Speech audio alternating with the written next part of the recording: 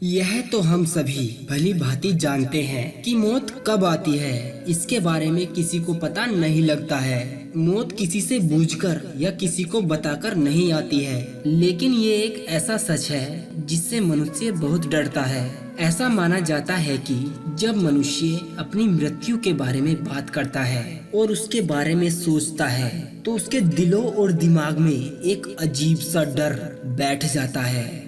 हम आपको बता दें कि जो जीव इस संसार में जन्म लेकर आया है, चाहे वो मनुष्य हो या किसी भी अन्य जाति का कोई भी प्राणी हो, उसे एक न एक दिन अपने इस नश्वर शरीर का त्याग करना ही होगा। मृत्यु एक अटल सत्य है जिसे कोई नहीं टाल सकता है, लेकिन इंसान इसके बारे में जानता है कि हमारे जीवन का सबसे बड़ा सत्य मृत्यु ही है, लेकिन वह फिर भी इसे नजरअंदाज करता रहता है। और वो यह भी जानता है कि जिसने भी इस मृत्यु लोक में जन्म लिया है वो एक न एक दिन मृत्यु को प्राप्त जरूर होगा।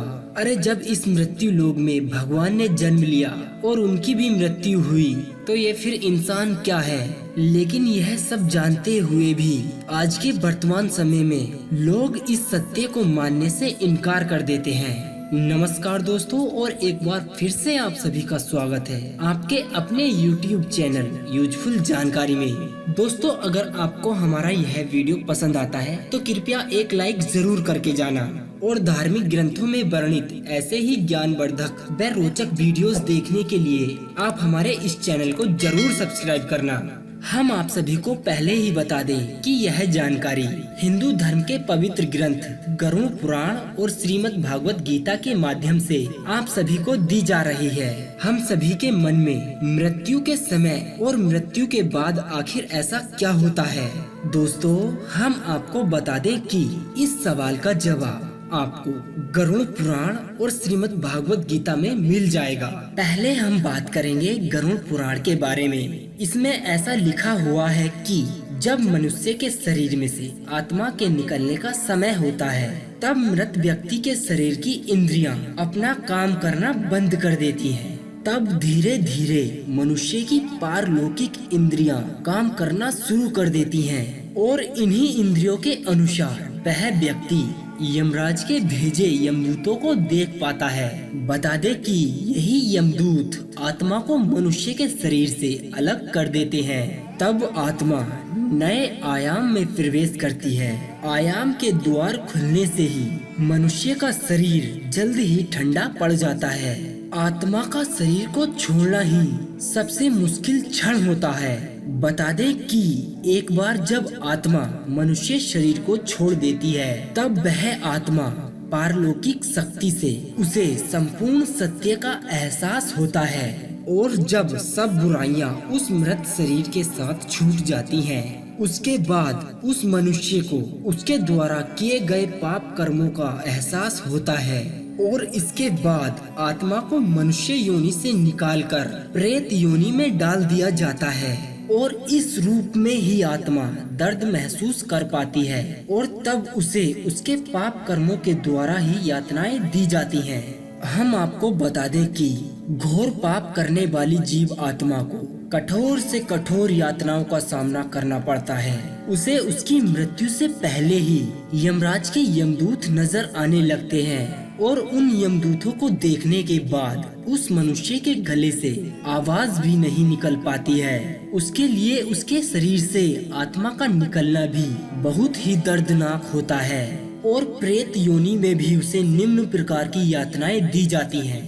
बता दें कि जो मनुष्य अपने जीवन काल में अच्छे कर्म करता है और इस सृष्टि का आदर सम्मान करता है, ऐसा करने के बाद उस आत्मा के लिए प्रेत योनि भी आनंद में होती है, और ऐसा सब कुछ होने के बाद उस जीव आत्मा को दोबारा मनुष्य जीवन मिलता है। जो भी व्यक्ति अपने जीवन काल में अच्छे कर्म करता है, जैसे कि बड़े बुजुर्गों की सेवा करना, किसी गरीब व्यक्ति को अपमानित ना करना, और उस परम पिता परमात्मा का ज्ञान प्राप्त करना, वह व्यक्ति परम सत्य की पहचान कर लेता है, और उसे प्रेत योनि के बाद भी मुक्ति मिल जाती है और उसे दोबारा मनुष्य योनि में जन्म लेने की आवश्यकता नहीं होती है। अब जान लेते हैं कि श्रीमद् भागवत गीता के अनुसार मृत्यु के बाद क्या होता है। उसमें श्री कृष्ण भगवान अपने शिष्य अर्जुन को बताते हुए कहते हैं कि हे अर्जुन, जिस तरह मनुष्य पुराने वस्त्रों को त्याग कर नए वस्त्र धारण करता है, ठीक उसी प्रकार हमारी यह आत्मा हमारे इस शरीर को छोड़कर नए शरीर में प्रवेश करती है और मृत्यु के बाद सिर्फ हमारे कर्म ही हमारी साथ चलते हैं। जिस तरह हम पहले बचपन में होते हैं और उसके बाद जवानी में आते हैं तथा उसके बाद बुढ़ापे में जाते हैं, ठीक इसी ही प्रकार हमारी यह आत्मा भी पारलौकिक आयामों में सफर करती है। हम आपको बता दें कि एक ज्ञानी मनुष्य को न तो इंसानी शरीर के चरणों से फर्क पड़ता है और न ही उसे मृत्यु के बाद चरणों से फर्क पड़ता है। हमारे इस जीवन काल में हम जो अच्छे कर्म करते हैं और पाप कर्म करते हैं, वो ही हमारी मृत्यु के बाद हमारे साथ जाते हैं, ना कि हमारे द्वारा कमाया गया धन हमारे साथ जाता है। केवल हमारे कर्म ही हमारे साथ जाते हैं। जो मनुष्य अपने जीवन काल में ईश्वर का ध्यान कर लेता है, केवल वही मनुष्य अपने जीवन का अर्थ समझ पाता है।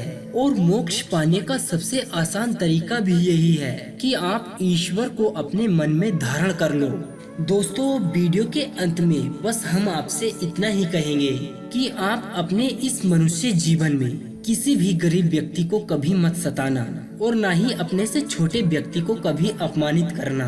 हमेशा बुजुर्गों की सेवा करना और ना कभी बेजुबान जानवरों पर अत्याचार करना।